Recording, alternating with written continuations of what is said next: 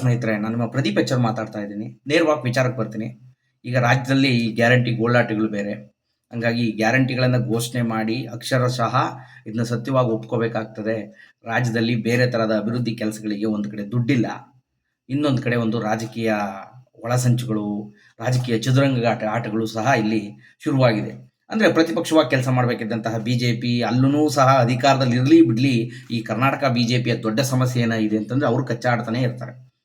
ಅವ್ರಿಗೆ ಅಧಿಕಾರ ಇದ್ದಾಗಲೂ ಕಚ್ಚಾಡ್ತಾರೆ, ಅಧಿಕಾರ ಇಲ್ದಾಗಲೂ ಕಚ್ಚಾಡ್ತಾರೆ. ಅವ್ರದ್ದೊಂದು ಕಡೆ ಸಮಸ್ಯೆ. ಆದರೆ ಅಧಿಕಾರ ನಡೆಸ್ತಿದ್ದ ಅಂತಹ ಕಾಂಗ್ರೆಸ್ ಏನಿದೆ, ಇವ್ರದ್ದೊಂದು ಒಂದು ಒಳ ರಾಜಕೀಯ, ಅವರ ಒಂದು ಈಗ ಏನಿದೆ, ನೇರವಾಗಿ ವಿಚಾರಕ್ಕೆ ಬರೋದಾದರೆ DK ಶಿವಕುಮಾರ್ ಅವರು ಏನಿದ್ದಾರೆ, ಇವತ್ತು ಅವರ ದೆಹಲಿ ಮಠದಲ್ಲಿ ಅವತ್ತು 2023ರ ಒಂದು ವಿಧಾನಸಭಾ ಎಲೆಕ್ಷನ್ನ ಗೆದ್ದ ಮೇಲೆ ಏನು ಒಂದು ಅದು ಗೊತ್ತಿಲ್ಲ. ಅವರು 2.5 ವರ್ಷ ಅಕ್ಟೋಬರ್ ಅಥವಾ ನವೆಂಬರ್ ಆದಮೇಲೆ ಗೊತ್ತಾಗಬೇಕಾಗಿದೆ ಅದು ಎಷ್ಟರ ಮಟ್ಟಿಗೆ ಅವರು ಅಲ್ಲಿ ಒಪ್ಪಂದ ಆಗಿತ್ತು. 2.5 ವರ್ಷ ಆದಮೇಲೆ CM ಕೊಡ್ತೀವಿ ಅಂತ ಏನಿದಾಗಿತ್ತು, ಏನು 2 ಬಣಗಳಾಗಿ ಇವತ್ತು ಕರ್ನಾಟಕದ ರಾಜಕಾರಣ, ಒಂದು ಸರ್ಕಾರ ನಡೆಸಿರ್ತಕ್ಕಂಥ ಕಾಂಗ್ರೆಸ್ ಸರ್ಕಾರದ ಒಂದು ಇಬ್ಬಾಗ ಆಗಿ ಇವತ್ತು ಬಣ ರಾಜಕೀಯ ಜೋರಾಗಿ ನಡೀತಾ ಇದೆ.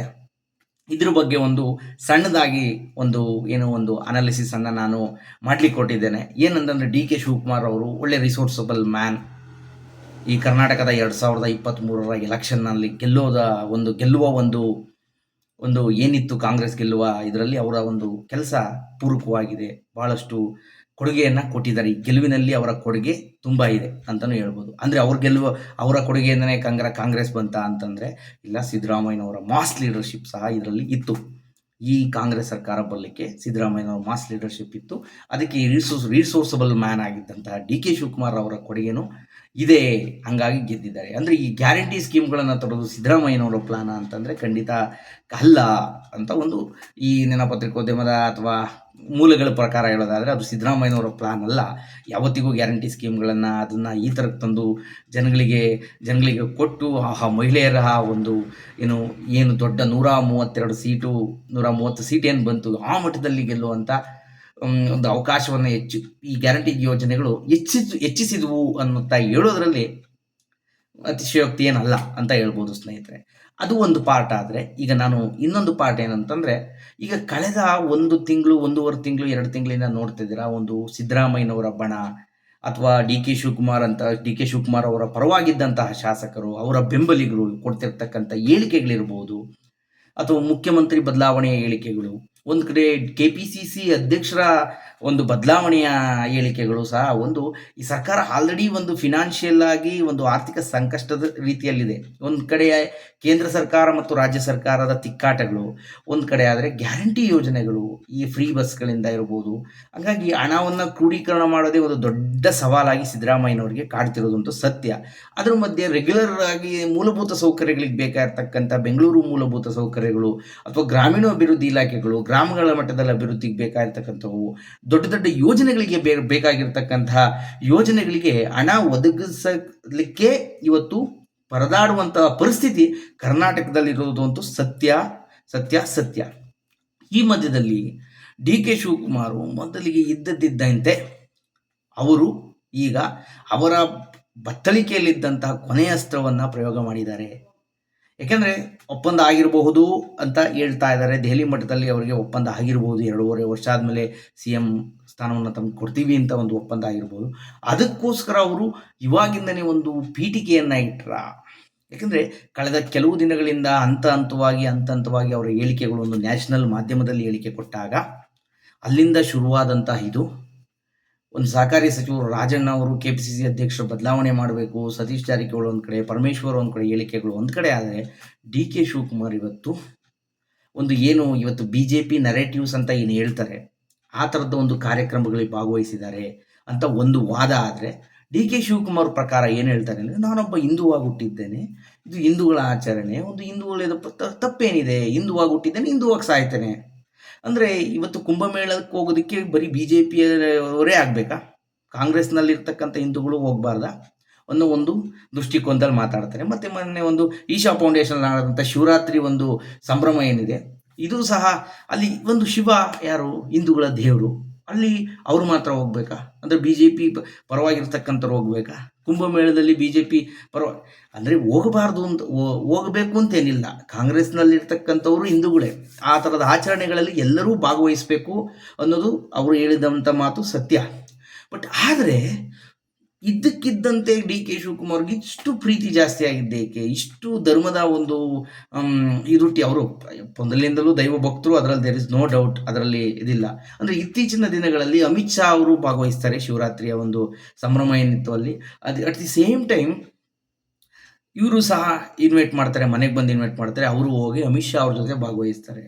ಅಂದರೆ ಒಂದು ಕಡೆ ಈ ಜಗ್ಗಿ ವಾಸುದೇವ್ ಅವರು, ರಾಹುಲ್ ಗಾಂಧಿ ನನಗೆ ಯಾರು ಅಂತ ಗೊತ್ತಿಲ್ಲ, ಅಥವಾ ಅವರ ಒಂದು ಹೇಳಿಕೆಗಳು, ಅವರ ಮಾತು ಅಥವಾ ಅವರ ನಡವಳಿಕೆಗಳು ಇತ್ತೀಚಿನ ವರ್ಷದಲ್ಲಿ ನೋಡಿದಾಗ ಅವರು ಬಿ ಜೆ ಪಿಯ ಪರವಾಗಿ ಇರತಕ್ಕಂಥದ್ದು ಜಗ್ಗಿ ವಾಸುದೇವ್ ಅವರು ಸ್ಪಷ್ಟವಾಗಿ ಗೊತ್ತಾಗ್ತದೆ. ಅಂತಹ ಒಬ್ಬ ಬಿ ಜೆ ಪಿಯ ಪರವಾಗಿರ್ತಕ್ಕಂತಹ ಒಬ್ಬ ವ್ಯಕ್ತಿಯ ಒಂದು ಫೌಂಡೇಶನ್ನಲ್ಲಿ ನೀವು ಹೋಗಿದ್ದು ಎಷ್ಟು ಸರಿ ಅನ್ನುವುದು ಕಾಂಗ್ರೆಸ್ನವರ ವಾದ ಒಂದು ಕಡೆ ಆದರೆ.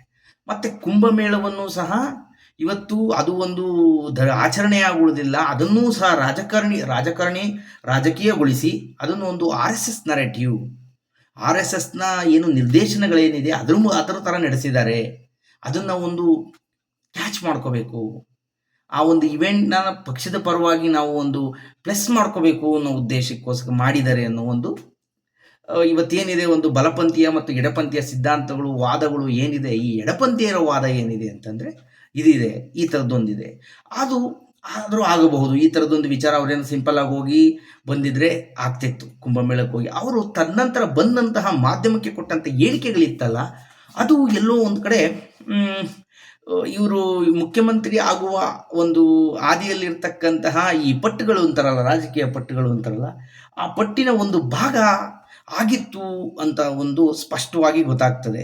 ಅಂದರೆ ಈ ನೀವು ಯಾವುದೂ ಸಹ, ನಾನು ಕಾಂಗ್ರೆಸ್ ಪಕ್ಷದ ಕಟ್ಟಾಳು ಆಗಿದ್ದರೂ ಸಹ ನೀವು ನನ್ನನ್ನು ಆ ಸ್ಥಾನಕ್ಕೆ ನೀವು ಆದಷ್ಟು ಬೇಗ ಕೊಟ್ಟ ಮಾತಿನಂತೆ ನೀವು ನಡೆದುಕೊಳ್ಳಿಲ್ಲ ಅಂತಂದರೆ ನಾನು ಮಹಾರಾಷ್ಟ್ರ ಮಾದರಿಯಲ್ಲೋ ಅಥವಾ ಏಕನಾಥ್ ಶಿಂದೆ ಏನು ಅಲ್ಲೊಂದು ಅಗಾಡಿ ಒಂದು ಬಿ ಜೆ ಪಿ, ಶಿವಸೇನೆ ಅಂತ ಎನ್ ಸಿ ಪಿ ಈ ಪಕ್ಷಗಳು ಸೇರ್ಕೊಂಡು ಸರ್ಕಾರ ಮಾಡಿದ್ವಲ್ಲ, ಆ ಮಟ್ಟದಲ್ಲಿ ನಾನು ಶಾಸಕರನ್ನು ತಗೊಂಡು ಹೋಗಿ ಮಾಡಬಲ್ಲೆ. ಅಂದರೆ ಇದೇನಿದೆ ಒಂದು ಹಿಂದುತ್ವಕ್ಕೆ ನಾನು ಅಡ್ಜಸ್ಟ್ ಆಗಬಲ್ಲೆ, ಯಾಕಂದ್ರೆ ನಾನು ಆಲ್ರೆಡಿ ದೈವ ಭಕ್ತ, ಅದಕ್ಕೂ ನಾನು ರೆಡಿ ಇದ್ದೀನಿ ಅನ್ನೋ ಒಂದು ಇಂಟನ್ನು ಹೈಕಮಾಂಡ್ಗೆ ಎಲ್ಲೋ ಡಿ ಕೆ ಶಿವಕುಮಾರ್ ಕೊಟ್ಟಂತೆ ಕಾಣಿಸ್ತಿದೆ ಒಂದು. ಮತ್ತು ಇನ್ನೊಂದು, ಆ ಥರ ಕೊಟ್ಟ ತಕ್ಷಣ ಅವರು ಹೋಗ್ತಾರಾ ಅಂತಂದರೆ ಅದು ಕಷ್ಟ ಇದೆ. ಆ ಥರ ಎಲ್ಲ ಅಂಥ ಒಂದು ಮಹಾಕ್ರಾಂತಿ ಆಗುತ್ತದೆ ಅನ್ನೋದು 100ಕ್ಕೆ 90% ಕರ್ನಾಟಕದ ರಾಜಕಾರಣವನ್ನು ಒಂದು ಕೂಲಂಕುಷವಾಗಿ ಗಮನಿಸಿದಾಗ ಕಷ್ಟ. ಯಾಕೆಂದರೆ ಈಗ ನಾವು ನೋಡ್ತಿರ್ತಕ್ಕಂಥದ್ದು D K Shivakumar version of politics ನೋಡ್ತಿದ್ದೀವಿ. ಯಾಕಂದರೆ ಇನ್ನೂ ಈಗ ಸಿದ್ದರಾಮಯ್ಯನವರ ಬಣದ ನಾಯಕರಾಗಿದ್ದಾರೆ, ಅವರೆಲ್ಲ ತಣ್ಣಗಿದ್ದಾರೆ, ಯಾರು ಏನು ಹೇಳಿಕೆಗಳು ಕೊಡ್ತಿಲ್ಲ. Because of the direction of Mallikarjuna Kharge ಅವರು ಏನೋ ಡೈರೆಕ್ಷನ್ ಕೊಟ್ಟಿರಬಹುದು, ಅದಕ್ಕಾಗಿ ಸುಮ್ಮನೆ ಇದ್ದಾರೆ. There is a version of ಸಿದ್ದರಾಮಯ್ಯವರ ವರ್ಷನ್ ಯಾವ ಥರ ಇರ್ತದೆ. ಯಾಕಂದರೆ ಇವತ್ತಿನ ಪ್ರತಿಪಕ್ಷದ ನಾಯಕರೇನಿದ್ದಾರೆ, ಆರ್ ಅಶೋಕ್ ಅವರು ಒಂದು ಮಾತನ್ನು ಹೇಳಿದರು ಎಲ್ಲ ಒಂದು ಕಡೆ. ಯಾಕಂದರೆ ಅವರು ಎಲ್ಲ ಮಾತುಗಳು ತುಂಬ ಸೀರಿಯಸ್ ಆಗಿ ತಗೋಬಾರ್ದು ಅಂತ ಏನಿಲ್ಲ. ಕೆಲವೊಂದನ್ನು ಅವರು ಬಹಳ ವರ್ಷಗಳಿಂದ ರಾಜಕಾರಣದಲ್ಲಿ ಇರೋದ್ರಿಂದ ಒಂದು ಮಾತನ್ನು ಯಾವುದೋ ಒಂದು ಟಿ ವಿ ಇಂಟರ್ವ್ಯೂಲೋ ಮಾತಾಡ್ಬೇಕಾದ್ರೆ ಹೇಳಿದ್ದು, ನಾನು ಚದುರಂಗ ಆಡ್ತೀನಿ ಅಂತ ಹೇಳ್ತಾರೆ ಸಿದ್ದರಾಮಯ್ಯ, ಅಲ್ಲ ಡಿ ಕೆ ಶಿವಕುಮಾರ್ ಅವರು.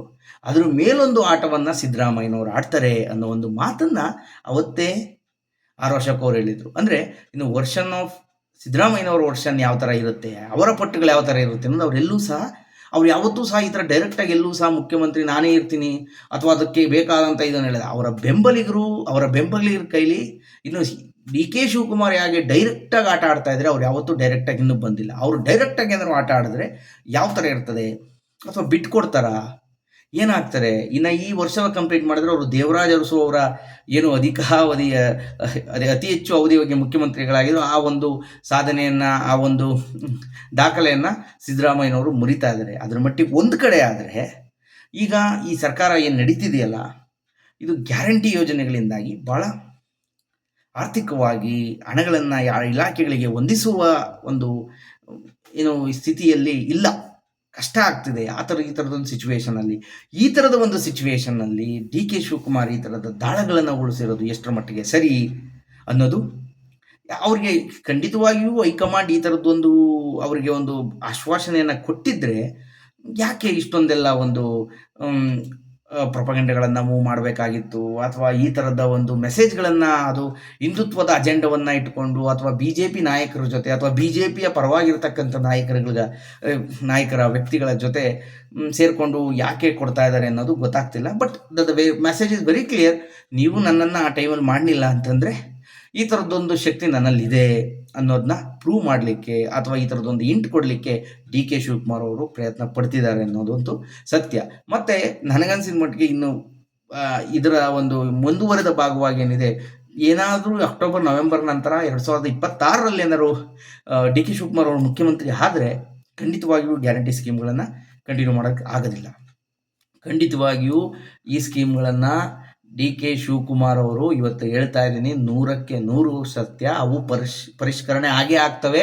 ಆದಷ್ಟು ಹೋಗ್ತಾ ಹೋಗ್ತಾ ಹೋಗ್ತಾ ಇವೆಲ್ಲ ಡಿಲೀಟ್ಗಳಾಗ್ತವೆ ಅನ್ನೋದಂತೂ ಖಂಡಿತವಾಗಿಯೂ ಸತ್ಯ.